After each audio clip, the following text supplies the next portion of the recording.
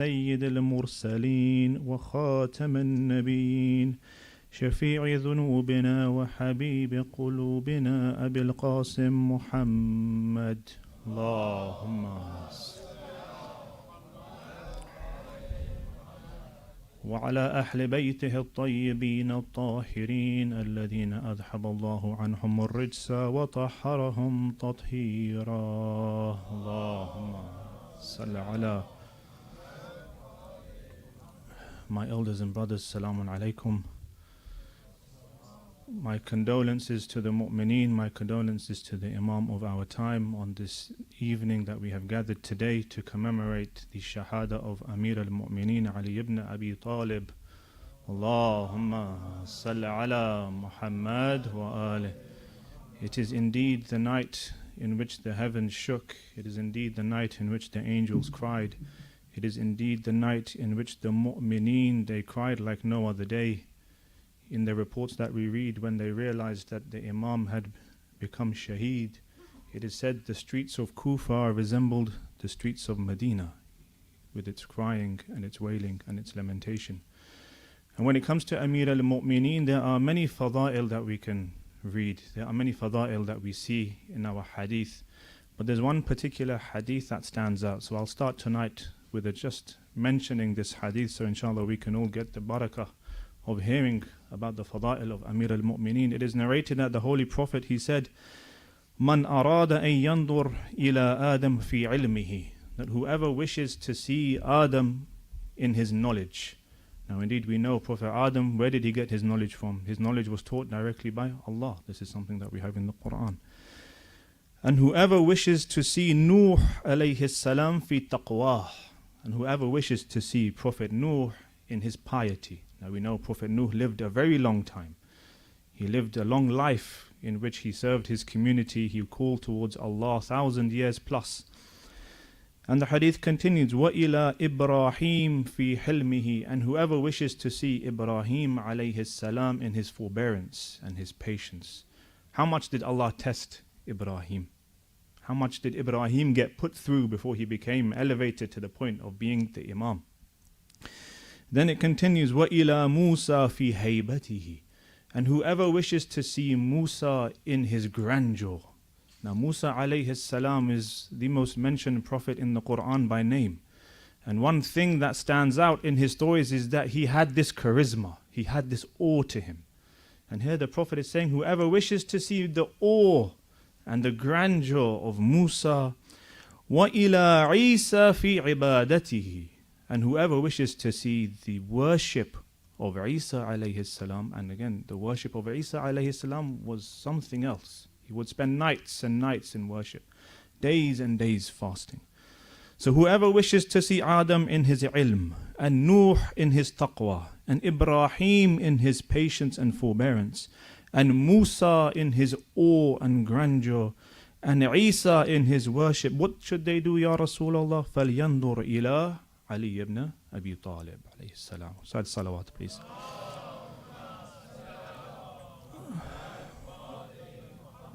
Such is the personality that we have gathered here today to remember that he reflects all of the greatest prophets, all that is great of these blessed prophets. Now continuing what I started 2 nights ago, I said that when you look at the life of Amir al-Mu'mineen, you can split it into 3 parts. The Imam is born in the year 599. The Prophet dies in the year 632. These 33 years are the first stage of the Imam's life, and these are the golden years. These are the years in which the Prophet is caring for the Imam. The Prophet is protecting the Imam. The Prophet is training the Imam. The Imam is the student of the Holy Prophet. Ana madinatul ilm wa aliyun babuha. This is the product of the training during these years, and these are the golden years of Amir al-Mu'mineen. Then when the Prophet passes away, the Imam starts a new phase. The phase where he's now isolated. He's now betrayed. The Ummah have left him aside. They don't recognize his value. So from the year 632 till the year 656, the Imam is now sidelined. He's spending time with his own family. He's spending time with the companions around him. His relationship with those in power is, again, it's an arm's length distance. He advises when he needs to, but he keeps himself where he away from them. Why? Because he realizes they don't really value me. And for him, for the Imam at this time, it's a very difficult time. He has to exercise a lot of patience.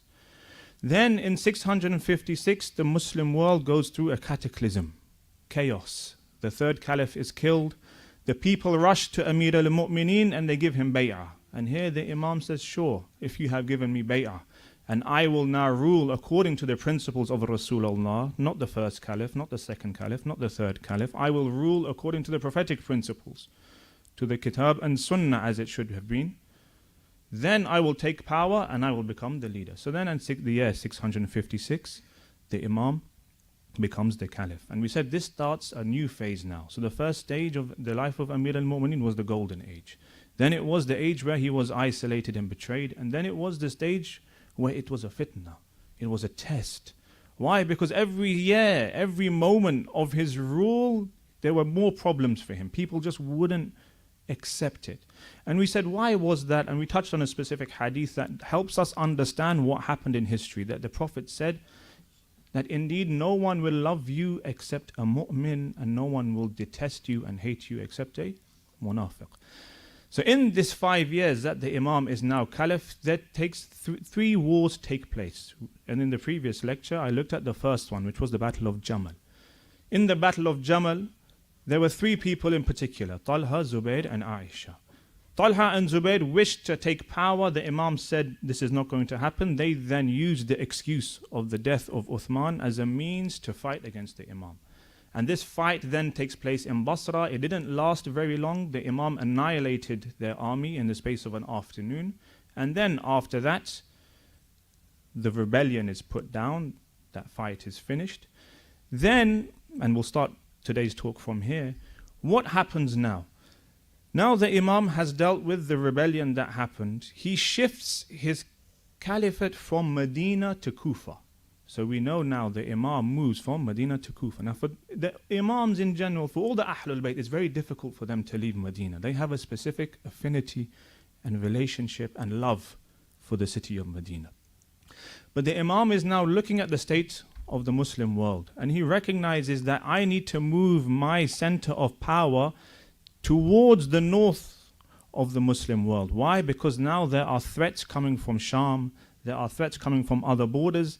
If the Imam is still in Medina, it leaves him vulnerable. So he shifts himself to Kufa.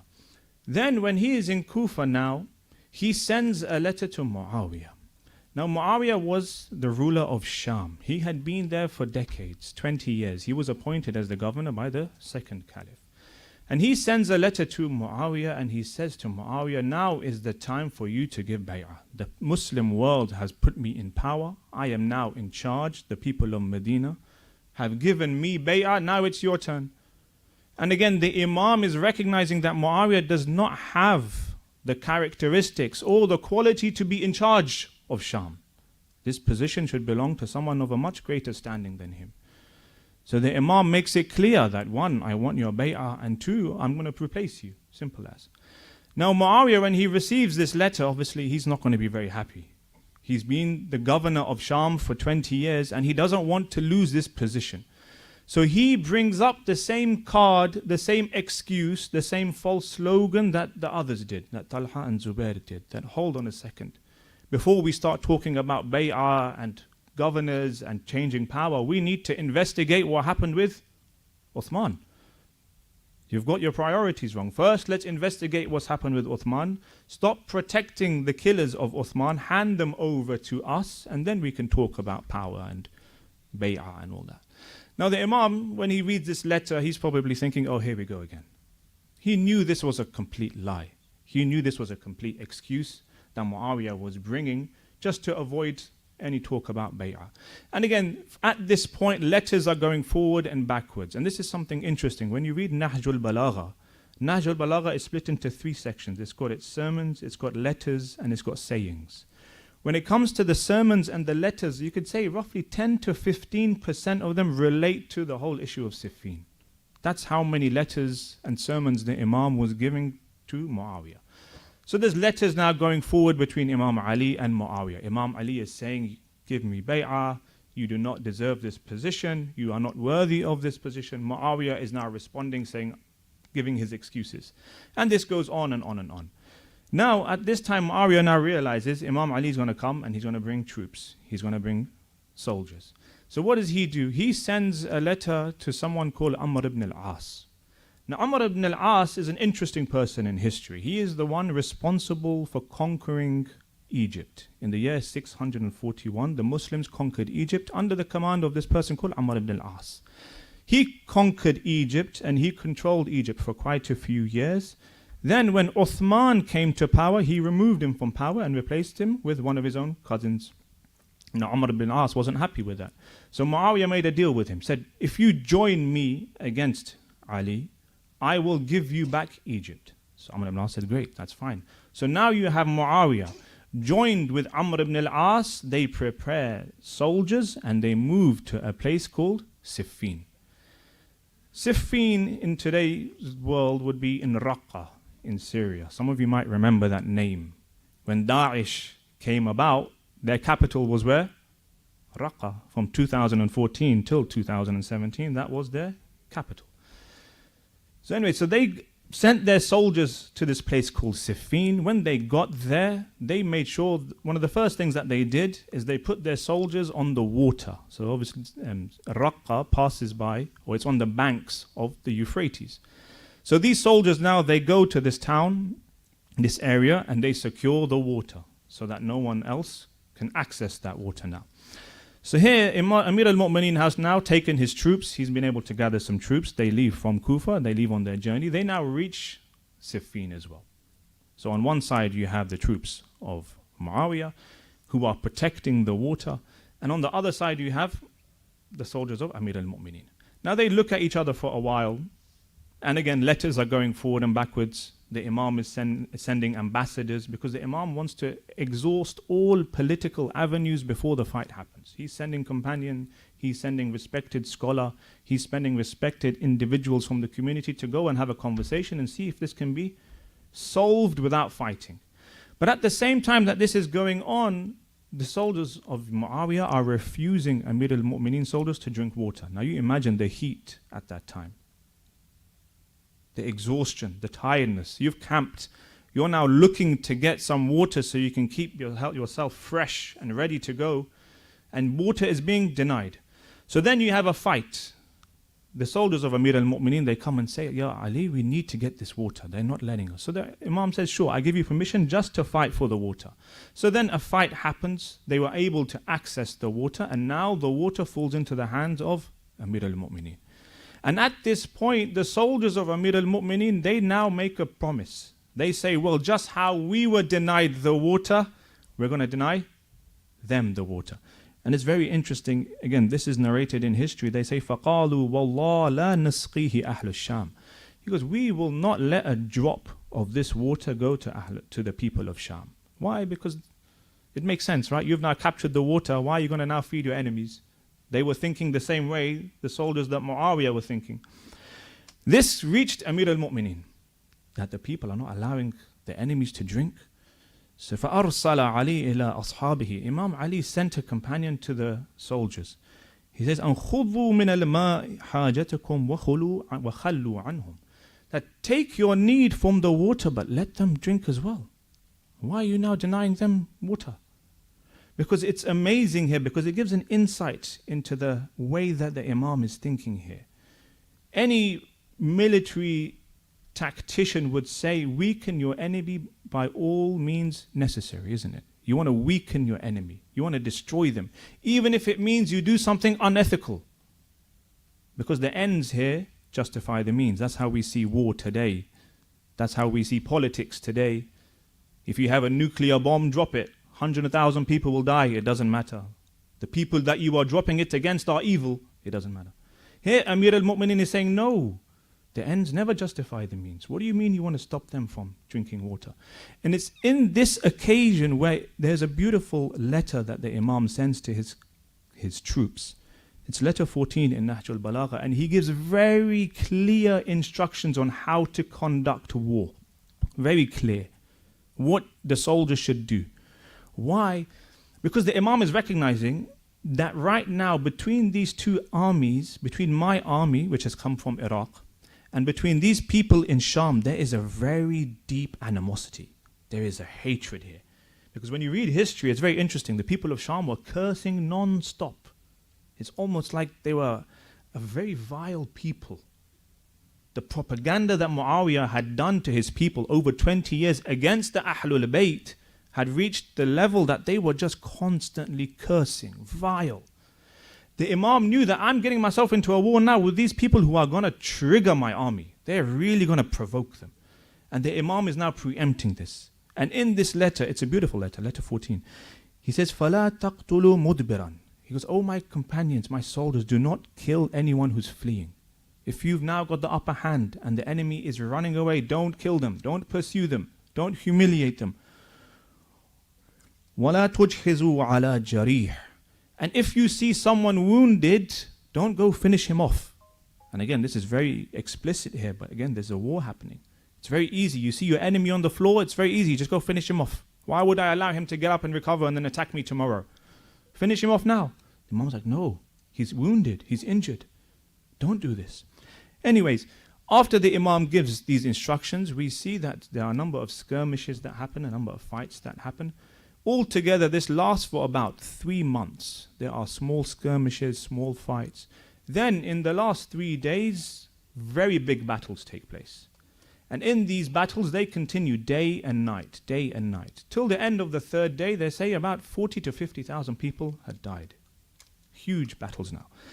Now, the army of Amir al-Mu'mineen is overcoming the enemy now. They are making very good inroads, such to the extent that it is said Malik al-Ashtar, he had the camp and the tent of Muawiyah in sight, meaning victory is at hand.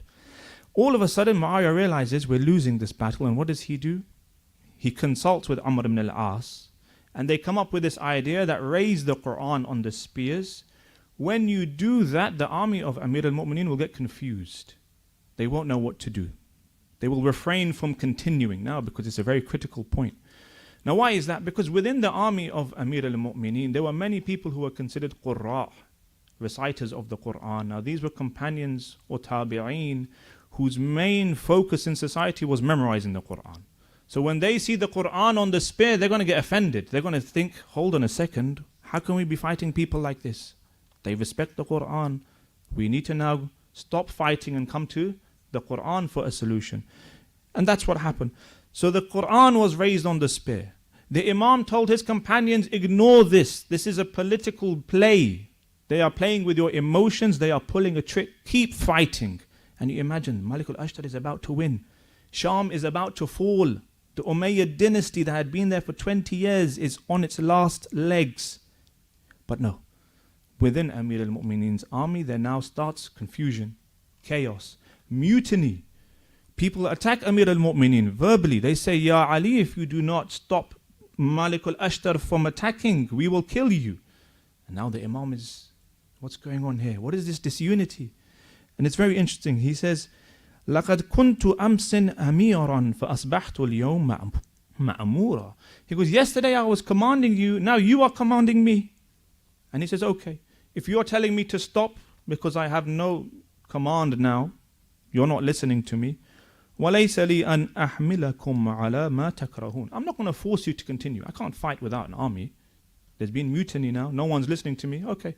So they stopped. And then we had this, they agreed to have an arbitration. So what happened here was each side selected one person that's going to represent that side. So Muawiyah's side elected a person called Amr ibn al-As, who was Muawiyah's right-hand man. And in Amir al-Mu'mineen side, there was an argument as to who we should represent. Now these people were to go and they were going to discuss and debate amongst themselves how to settle the problem between Muawiyah and Amir al-Mu'mineen. Now in the camp of Amir al-Mu'mineen, Imam Ali wanted to appoint Ibn Abbas, who was a well-respected companion, again a family member.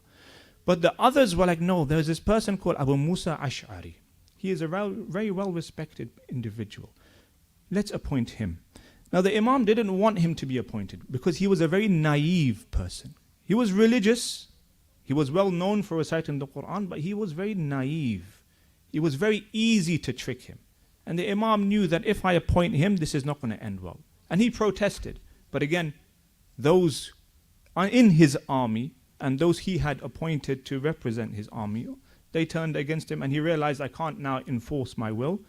And he had to agree that Abu Musa al-Ash'ari now represents him. And this episode in Siffin is very sad. We feel almost envious for those who were with Amir al-Mu'mineen. We would give anything to see him. We would give anything to be with him. We would give anything to fight alongside him. But this episode really shows the kind of loyalty and patience you need. It's not easy to fight with the Imam. It's not easy to agree with everything the Imam says. There's a reason why our Imam today is in a ghaibah. Sometimes we don't realize it. It hurts us, but it's a blessing in disguise in one way. Because if he was here today and he told us to do something, that's our destiny finished. You have now denied the Imam. Here the Imam over and over again, his companions are not listening to him, refusing, arguing, fighting, to the extent that the Imam is saying, fine, you want to appoint him for the arbitration? Okay, let's go ahead and see what happens. And he knew this was going to end in calamity. He knew this was going to end not in his favor, but again, he had no choice. No one wanted to fight with him. So then the arbitration goes ahead. You have Abu Musa al-Ash'ari on one side, you have Amr ibn al-As on the other side, and now they are discussing amongst themselves. And again, this took quite a while, weeks, months. This negotiation, arbitration went on for some time.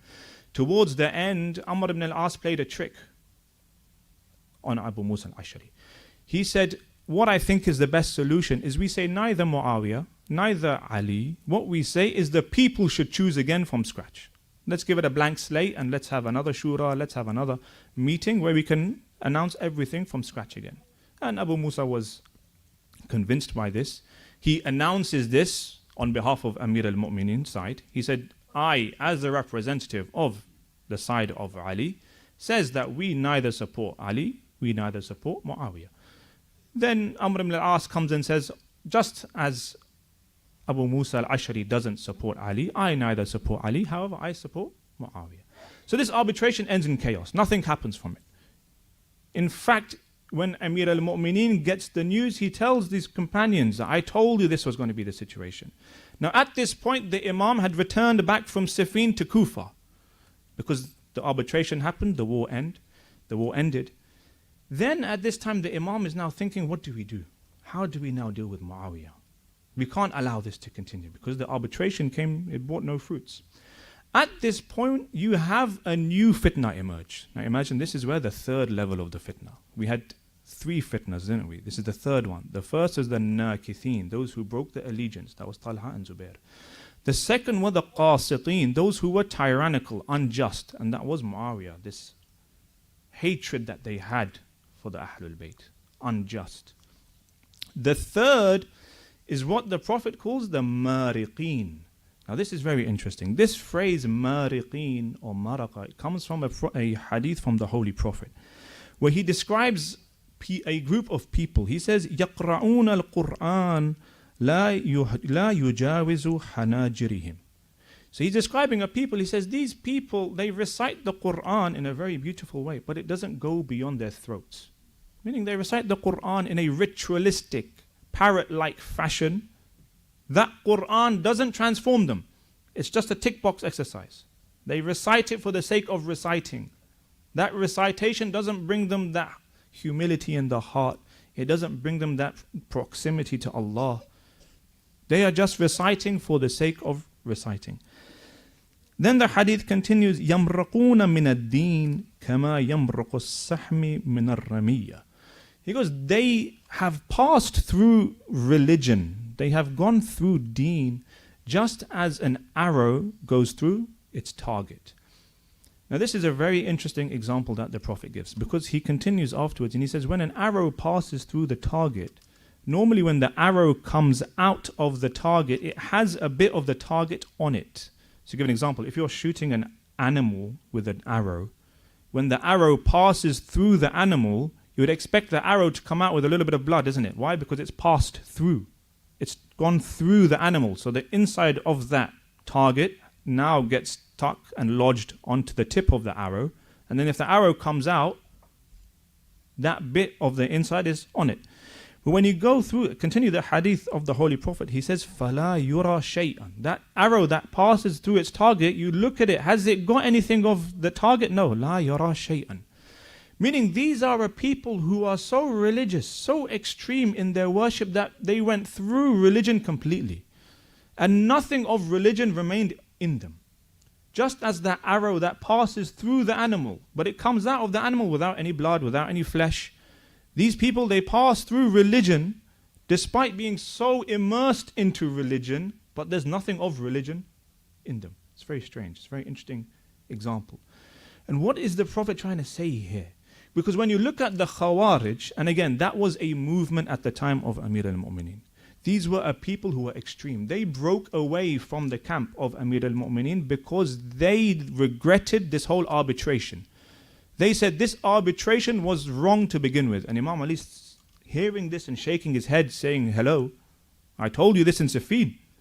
We fought. And then we were forced to stop. Then I told you this is a joke. And at that time you disagreed with me and you argued with me and you threatened to kill me. Now we're back in Kufa. The conclusion of this arbitration was a joke, as everyone saw. Now you're upset with me. So they said that this arbitration was a sin. Then they said whoever commits a major sin has disbelieved. They have become kafir. And the Khawarij were unique in Islamic history. In Islam we have had many sects, many groups emerge. Many different sects with very strange ideas. But the Khawarij are unique on one thing. And they argued that whoever commits a sin, a major sin, is now a disbeliever.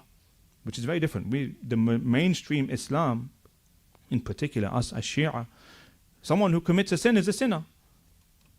They're still within the folds of Islam. They still have the laws of Islam on them. But the Khawarij went a step further. They said, no, he's committed a sin. Now he has left Islam. The only way to come back into Islam now is to repent. And the Khawarij came to Amir al-Mu'mineen and they said, you have to repent publicly for what you did. The Imam said, this is not going to happen. And we see in history many conversations going forward and backwards. And again, the Imam sent companions to speak to them. The Imam spoke to them himself. But to no avail. They wouldn't listen. And it's very interesting here. So one, when you look at the Khawarij, yes, they were a movement that emerged at the time of Amir al-Mu'mineen, but they have continued in terms of their ideology. That ideology of fanaticism can sometimes be found today. Sometimes be found in our societies amongst Muslims living amongst us. One of the key features of someone who was a Khawarij is that they took the rituals of Islam as the ends. They took Islam itself, the practice of Salah, as an end instead of a means to something. What I mean by that? When you pray Salah, what are you doing? You're looking to get that proximity to Allah. When you're reciting Quran, what are you doing? You're hoping that through the Quran you are guided by Allah. You read something that shakes your heart, that brings you to tears. It's not the sake of reciting the Quran in and of itself. It's not the Salah in and of itself. It is that Salah that takes you somewhere. Salat Mi'rajul Mu'min, for example, we have. This is all a means to get us closer to Allah. The Khawarij were insisting that no, every ritual is an end in and of itself. Which is why when people would describe them, they would say all they do is pray. And all they do is fasting. Another very interesting tradition we have by Amir al-Mu'mineen about the Khawarij, and this is after the Battle of Nahrawan. The Imam says, لا تقاتل الخوارج بعدي. Like, after me, do not fight the Khawarij. Why? He says, فَلَيْسَ مَنْ طَلَبَ الْحَقِّ فَأَخْطَأَ كَمَنْ طَلَبَ الْبَاطِلِ فَأَدْرَكَ. He goes, not the one who seeks truth but accidentally finds misguidance is not like the one who purposefully seeks misguidance. So here the Imam is describing two groups of people that he had. On the one hand, you had the Umayyads. These were a people who purposefully were looking for misguidance, meaning they were looking for that batil. But the Khawarij were very naive. They were very simple-minded people. They were people who are very easily confused. So the Imam is saying there's a difference between them. Even though I disagree with them 100%, and even though they are wrong, they have made a mistake that Allah will deal with them for. Unlike the Umayyads. Because in history, when you read what our scholars have written and they say which enemy did the Imam hate the most out of the Umayyads and the Khawarij? They'd say the Umayyads because they were the ones who knew the truth, yet they had a hatred for Amir al-Mu'mineen. The Khawarij were simple-minded. They were very naive. They had no ability to understand the Quran. They had no ability to understand the Sunnah. Which is why when you read the conversations and the debates between Amir al-Mu'mineen and the Khawarij before the fight happens, you think, is the Imam speaking to toddlers here? They had no ability to understand what he was saying. They were people who had very, very little understanding or ability to understand. And in a last tradition that we have from Imam Sadiq alayhi salam, Allahumma salli. And this comes up in a different conversation where one of his companions is asking questions about, is this halal, is this haram? The Imam, he's almost scolding his companions and he's saying, do not be like the Khawarij. إِنَّ الْخَوَارِجْ ضَيَّقُوا عَلَىٰ أَنفُسِهِمْ مِنَ الدِّينِ. He goes, the Khawarij, they made religion very tight for themselves. Meaning religion is something that is very vast, it's very broad. In traditions we have that deen is the wasi', it is very expansive. And what we understand from that is religion encompasses every person in their own specific way, with specific guidelines. What the Khawarij did is they narrowed it down. They narrowed it down to the extent that it became very difficult, very tough, very confrontational and aggressive. And the sixth Imam says, Inna ad-deen awsa'u min dhalik. That indeed religion, the religion of Allah is indeed more expansive, more broad than what they make of it. So then, going back to history now, after this incident of the Khawarij break off, about 10,000 or so camp in a place called Nahrawan. The Imam sends Ibn Abbas to go and speak to them. Ibn Abbas speaks to them. It is said that a couple of thousand then return back to the camp of Amir al-Mu'mineen, but then there remain quite a few. The Imam then goes, there is a battle. Again, this battle happens very quickly, it doesn't last long, and they are annihilated. The Imam kills most of the Khawarij and very few manage to escape. After this now, the Imam returns back to Kufa and he's slowly rallying the troops again to go after Muawiyah. Because at this time now, Muawiyah, he's seeing what's going on in Kufa and in Iraq. And he sees that the Imam has got problems there. One, his people are not united.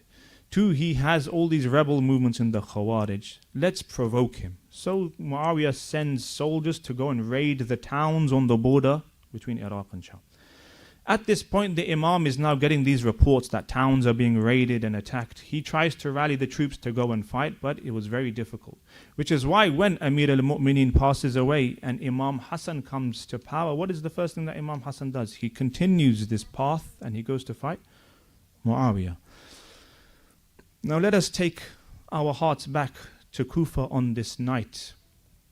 The Imam, as you can see, he waited many years to come and give back to the Ummah. He was the rightful leader of the Muslims, but for many years he was sidelined. People sidelined him, they ostracized him, they put him to the side. Why? Out of their hatred for him, out of their hatred for what he was bringing, out of the difficulty that his justice would have brought them. Then when the Imam finally gets his opportunity to implement justice, one after the other problems come, people fight him, no one's willing to accept him. Even those who support him turn on him when he needs them. How sad is this? And that is why we say that the Imam was madloom. He was oppressed, indeed he was oppressed. When he was with the people, no one gave him his value. Then when he went to his people, even the people who claimed to support him, even those who claimed to value him, they didn't appreciate him. And they gave him the most headaches that a person could. Now it is on this night that Amir al-Mu'mineen, he goes from the house of his daughter Kulthum to the mosque of Kufa. He stands, he gives his adhan. After adhan, he goes into, he prays his salat. And then after salat, as he goes into sajda, he is struck on the head by the cursed man Ibn Muljim with a sword full of poison. When the Imam is hit, he cries out, Fustu Rabbil Kaaba, that indeed by the Lord of the Kaaba, I have been successful. Then the news of Amir al-Mu'mineen being struck spreads amongst the streets of Kufa. ثم شاء الخبر في الكوفة فهرع الناس رجال ونساء إلى الجامع. When the news of the strike reaches the streets of Kufa, people come flooding out, men, women, everyone, they come rushing to the mosque. وهم ينادون وإماما وعليا. They all cry out, "Oh Imam, oh Ali, قتل والله إمام عابد مجاهد لم يسجد لصنم كان أشبه الناس برسول الله." Indeed, they have killed our Imam, an Abid, an Mujahid. Never in his life did he worship an idol. He was the one who resembled the Holy Prophet the most. فَدَخَلَ النَّاسُ إِلَى الْمَسْجِدِ. People rushed to the mosque to see what the commotion was. Is it really true? Has the Imam really been hit? Surely this day has not come. Our Imam has been hit. فَوَجَدُوا الْحَسَنَ وَرَأْسَ أَبِي فِي هِجْرِهِ. When people entered into the mosque, they see the head, they see Amir al-Mu'mineen, his head is in the lap of Imam al-Hasan. وَقَدْ شَدَّ الضَّرْبَةَ وَهِيَ لَمْ تَزُلْ تَشْخَبُ دَمًا. They see that his head has been hit and the blood is not stopping, it is gushing. فَهَمَلُوا النَّاسَ حَوْلَهُ وَهُمْ فِي أَمْرٍ عَظِيمٍ. They take the Imam from the mosque and they carry him to his home, and they are in a great state of confusion. بَاكُونَ مَحْزُونٌ قَدْ أَشْرَفُوا عَلَى الْحَلَاكِ مِنْ شِدَّةِ الْبُكَاءِ وَالنَّحِيبِ. People are carrying him and there is crowds, people are falling. It is a great state of chaos now. Everyone is crying, everyone is wailing. وَكَانَ الْحُسَيْنِ يَبْكِي وَيَقُولُ وَأَبَتَا. Indeed, there was Imam al-Hussein, he was crying and he was calling out, "Oh Father, man lana ba'dak." After you, who is going to be there for us? Then later on, as the Imam is taken into the house, he is put into rest. He calls out Imam al-Hasan and Imam al-Hussein as the time of death comes closer. He says, "Ya Aba Muhammad, Ya Aba Abdullah, O Hasan, O Hussein, كأني بكما وقد خرجت عليكما من بعد الفتن من ها هنا وها هنا فاصبر حتى يحكم الله. يا أبا عبد الله أنت شهيد هذه الأمة فعليك بالتقوى والصبر على بلائه." O Hassan, O Hussein, it is as if I see trials arising, trials afflicting you from every direction. Have faith in Allah, have patience, have piety in the face of these trials. And as the Imam continued to lie there, it is وَمَا زَالَ يَذْكُرُ اللَّهُ وَيَتَشَهَّدُ الشَّاهِدَتَيْنِ شَهَادَتَيْنِ. He continued to lie there. Then he recited the Shahada. ثُمَّ اسْتَقْبَلُ الْقِبْلَةِ. Then he turned towards Qibla. وَغَمَّضَ عَيْنَهُ. He closed his eyes. وَمَدَّ رَجْلَيْهِ وَيَدَيْهِ. He stretched his legs out. وَقَالَ أَشْهَدُ أَنْ لَا إِلَهَ إِلَّا اللَّهُ وحده لا شريك له وأشهد أن محمدا عبده ورسوله. ثم قضى نحبه وفاضت روحه الطاهرة ولقي ربه شهيد مظلوما إنا لله وإنا إليه راجعون وسيعلم الذين ظلموا أي منقلب ينقلبون والعاقبة للمتقين. ماتم يا حسين.